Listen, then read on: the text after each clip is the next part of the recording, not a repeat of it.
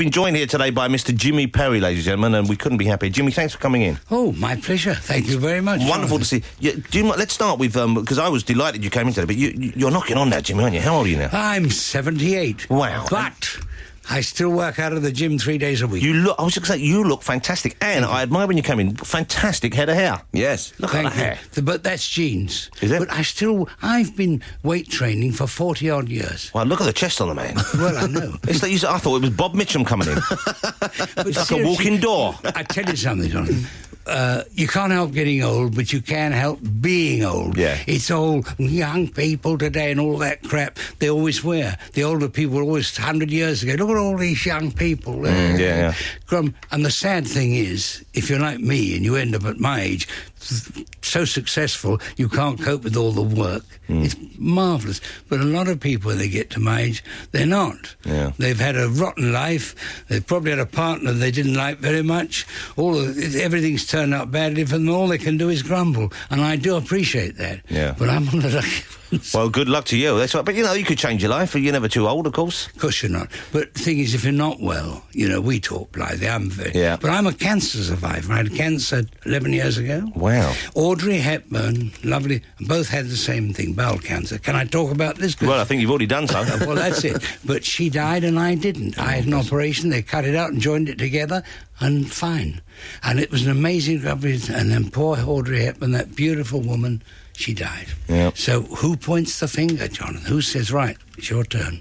Yeah, well, I don't know, but man, this interview's covered the ground already, hasn't it? We've come in, we've done cancer, we've done the fickle finger of fate, we've done working out of the gym, and we've won, 3 minutes? That's a proper interview. I do cover a lot some of ground, these Jimmy. shows, Jonathan. You certainly do. I speak fast because I know you're going to get rid of me. I think I just said you look great, and that was it. We've done. How does God choose?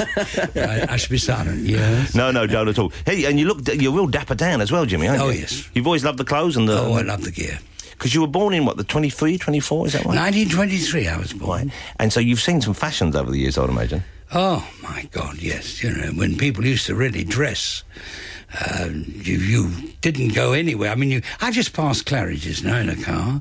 There's a bloke coming out of Claridge's, half with a woman, and he looks like he's been doing the garden. They wouldn't have allowed him. He wasn't with Lady Chatterley, was he? Quite possibly.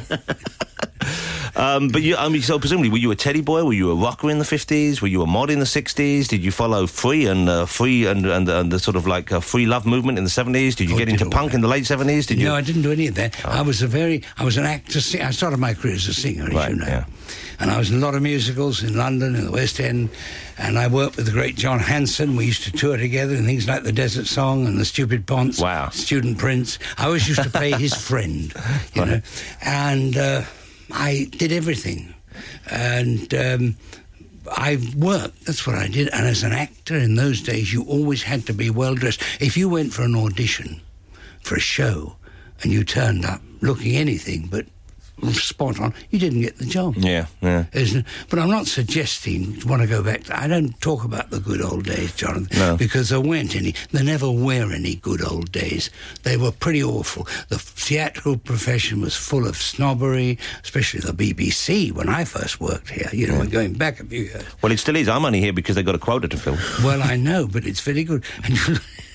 But Jimmy, I was just thinking, I'm curious as to how it actually was. This might sound a strange question. How it was actually walking around in the 50s and the early 60s? I mean, did everyone look like they were wearing a suit? Was it that kind of level? Oh, yeah. Depending where you were and what you did. People had pretensions in those days, They would struggle to... But that's where the full Monty comes from. You know where that comes from, don't you? No, what the phrase? The phrase full Monty, Montague Burton, this is going back even, but used to do a suit... for £3 10 shillings. Right. For an extra 10 shillings, you'd have the full Monty, which was the extra pair of trousers and a waistcoat. Wow. And that was the gear. Yeah. And everybody used to dress. £3 and 10 shillings. I mean, and it was sort of made to measure. When I say sort of made to measure, roughly made to measure. But they had 2 arms and 2 legs. That's it. Yeah. And you asked Michael Caine, I'm name dropping now. Get him on the phone. That's it. And he was... he's more or less... He's a bit younger than me, but not all that much younger, I don't think. No, I don't think so. Certainly you look better. Thank you. You've got better hair than Kane. Well, that's pure luck, and your hair's good too. Yeah, I know. We're laughing, although Andy's going to lose his any day now. Do I? See that. Right. It's always people who've got plenty of hair say to people losing their hair, they say, I don't know what you're worrying about. What are you worrying about? And they hate it. I know, it's a terrible thing to say. We're playing Christmas music all day today. We're going to play another track now, and afterwards, let's talk about Dad's Army. Let's talk about Heidi High after this. Yeah. Well, that's a bit of honky-tonk Christmas. Who was that by? It's Dale Watson, and it's from an album called Christmas Time in Texas. Oh, it's Christmas wall-to-wall here today. I must admit, I'm not actually feeling it Christmas. No. Even though I saw Santa the other night, I'm not feeling it. Jimmy, do you still make a big effort at Christmas? No, I don't. You don't? I'm not, when you get... It's for kids, really, isn't it? No. Oh. I think it's just for... Why aren't you wearing one of those hats? I'll buy you something. I know what it is. You're not getting the gifts you want anyway. That's what it is. I'll treat you to something. I'll get one of those little leaflets out of the phone box. It's on me this afternoon, Jimmy. Thank you. You're flattering me. Well, I'm sure there's still a bit of spark going on there. Oh, yes.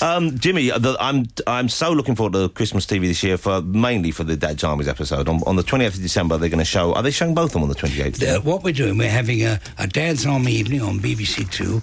They're showing the 2 episodes, and they're also showing 2 documentaries that David Croft and I made, one with Victoria Wood and one for BBC Scotland, so we're on all the evening. Wow. I'm looking forward to those. They're called The Battle of Godfrey's Cottage and Operation Kilt. These were first shown on TV in 1969, then they were lost. Yes. And then they were found again. And have they rejigged them? Have they worked on them again? I mean, are they enhanced in any way? Oh, marvellous. Technically, they've got the old digital editing and everything, and they are crisp and clear, and although they're in black and white, they're marvellous quality. It is incredible thinking that the show started in black and white, then it went through the colour years, and how many episodes did you write altogether? We wrote and made 80, and only 3 are missing now, Jonathan. So I doubt if we'll find those 3, but it doesn't matter. We've still got 77. You see, I have to think. I'm enumerate. I tell you what's also probably putting you off is, Andy, will you please put the newspaper down? What are you doing? Just folding and creasing like an origami expert over there. I was looking for the actual Dad's Army night. So Jimmy just told us all about it. He's still got all his marbles. He's told us all about it. That was the thing they used to do on broadcasting, turning scripts when you were take it away from the microphone, turn it. You could do with going to one of those old school things. We've lost it all now. The one I'm looking for is Godfrey's Cottage, because I love the character of Godfrey. Wonderful. I think he's my favourite character. Did you have a favourite of the characters to write for? I liked Arnold.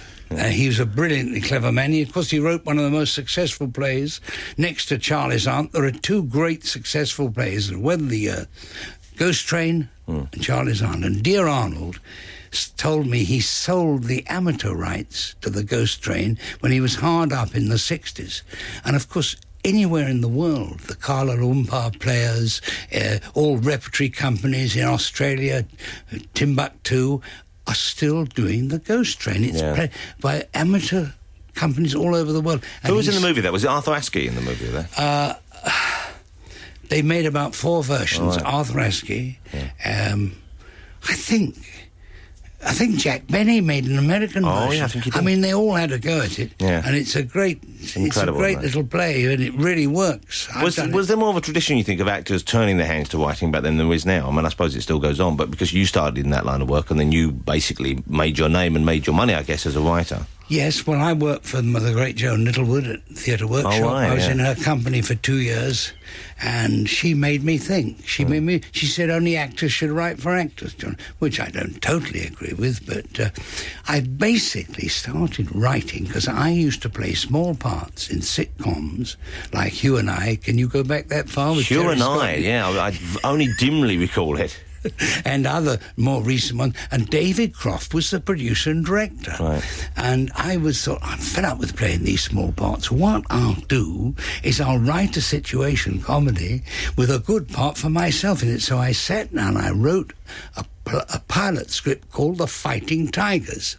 And the spiv in it was going to be played by me. Right. And I showed it to Dave. He said, this is we'll do it together. That's how our partnership started. But I didn't get to play Walker. They said, and Michael Mills, who was then head of comedy, the BBC said, because they all spoke like that in those days, you'll have to decide which side of the camera you want to be. You can't do everything. You can now. But in those days, they departmentalized you. And Dad's Army went from strength to strength. We sold it in a week, but I never got to play Walker. Do you regret that? Well, I don't know. Things have a habit of turning out, don't they? Yeah. You know what I mean, John? You never know. I mean, I still do my own one-man show when I've got time, and I still perform quite a bit. Yes, they were great. They were great. They were great performers. And of course, I was thinking. I was watching one last night that was on. I think it was BBC Two was on last night. And John Le Mesurier, of course, was always something about John Le Mesurier. I always just warmed to. He just seemed such a lovely presence. I never met the man, but every time I saw him, not just in that, in Hancock and all the work he appeared in. What was he like? Was he a nice fellow? John Le Mesurier was a super guy. Because I knew him when he was married to Hattie Jakes. At least I knew Hattie Jakes before I met John Le Mesurier. And he just was so cool, it was unbelievable. And a makeup person said, "Oh, John, your watch is stopped." This was the day before digital watches. And he said, "Oh, has it really? Oh, wind it up for me, will you, darling?" I mean, how about that? And he was super. I said, he was the Steve McQueen of Britain. But he was very good, and everything was... He had just such a wonderful voice as well. Oh, he was amazing. There's a recording he made of the children's classic The Velveteen Rabbit. I don't know if you ever heard that. Yes. And I said, just thinking of it now, brings tears to my eyes.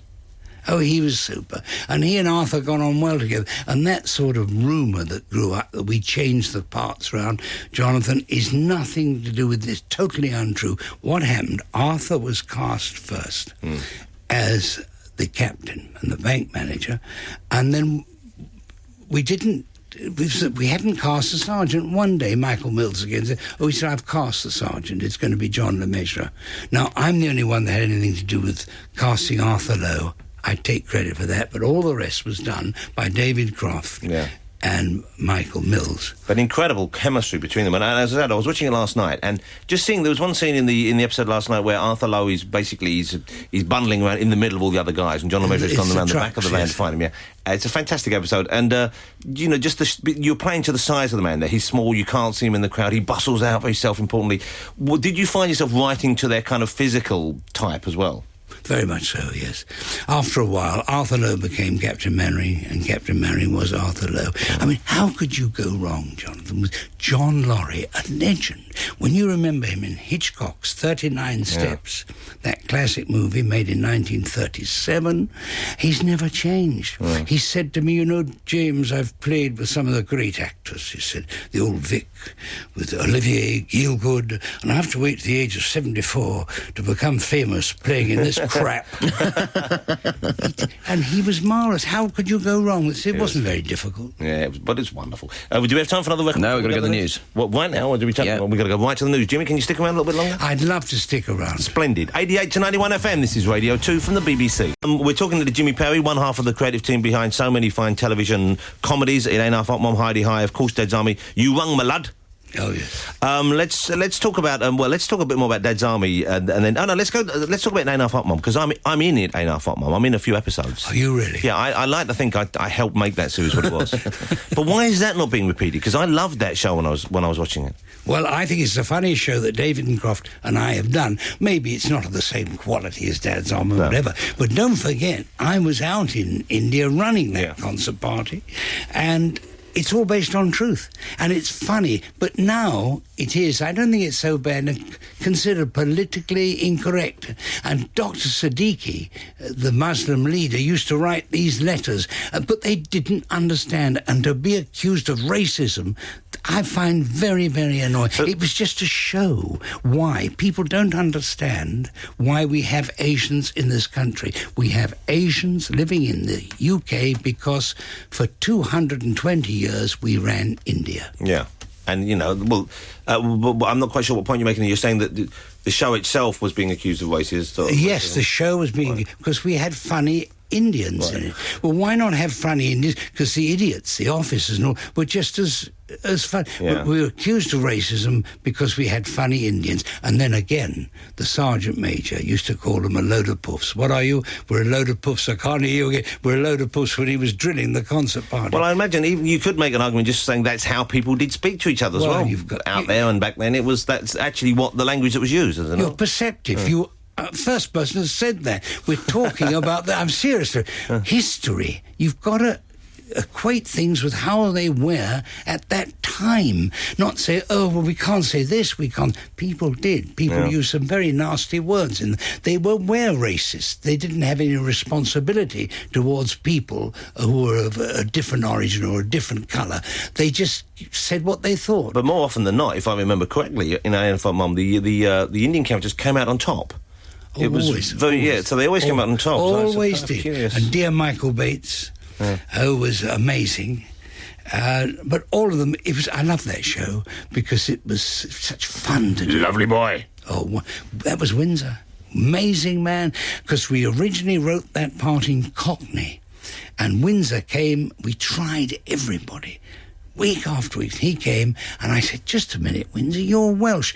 Go and have a cup of tea. And David and I rewrote half a page of dialogue in the sort of Welsh meter, and he came back and read it, and it was sheer magic. But that show, once again, when it was going out, that was huge, wasn't it? I mean, we did 18 million. Wow. I mean, it was... That's incredible. Whispering Grass, of course. There's another chance. We needed one number to fill in a long-playing record, and I was listening to the radio and heard the Ink Spot sing, "It's a sin to tell a lie." And I thought, wait a minute.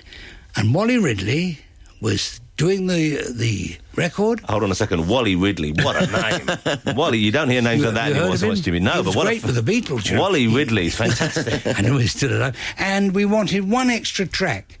And I phoned him up. I said, I'm coming down now. What about get a copy of Whispering Grass? And it was Windsor. And we recorded it in 10 minutes. Wow. And it was top of the pop week after week. And he was the one that thought up that thing, I will not have gossip in this jungle. Yeah, fantastic. Yeah, very funny. They were fantastic. Heidi High, of course, was a huge show as well. I didn't realise that ran for 8 years. That's a long old run, isn't it? I mean, you committed to these shows, didn't you? You were going in and turning up week after. We're very lucky. We just hit the button. Don't forget, I was a redcoat at Butlins. So most of these things really are based on your own experience. Oh, indeed, yes. And so basically, the stories we see in Heidi High, are they actually many of those are anecdotes that you've worked up to be series episodes, or were they? All those characters in Heidi High really existed, particularly the two dancers.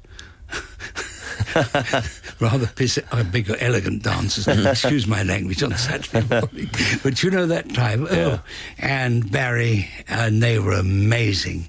But there's something about it. I mean, the thing I like about your work, generally, is even though often the characters are, they're buffoons or they're pompous, but underneath it all, and this is something which might undercut the charges of racism aimed against you, underneath all, there's such a clear affection for all the characters in the work. Don't you notice, Jonathan, why is everybody so angry and vicious with each other? If you get a bunch of people working together, you have affection. You've got affection in the studio. You're affectionate with your Oppo here. Well, I wouldn't go quite so far. No, what I mean I like calling him Oppo. You're not saying to Thanks, him... Jimmy. You're not being fierce all the time. No. If you work together with people, you do get affection. Yeah. But now it's always taking the mickey. It's yes, it's all, it's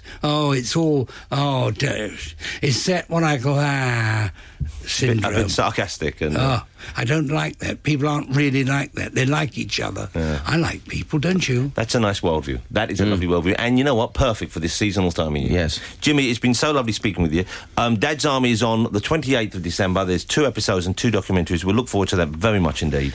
Very nice talking to you. Jimmy, take care of yourself. I hope we'll get together again this time next year. Let's do it again. We'll do it again. Let's just find out what the Oppo's going to play now. What are you if we're saved. Yeah, I'm going to play... Well, you'll still be here. Look at you, fit as a fiddle. I'll go to the gym now. He can bench press 300 pounds. The Oppo's going to play Macy Gray's version of Walking in a Winter Wonderland. Fantastic. Oh, marvellous.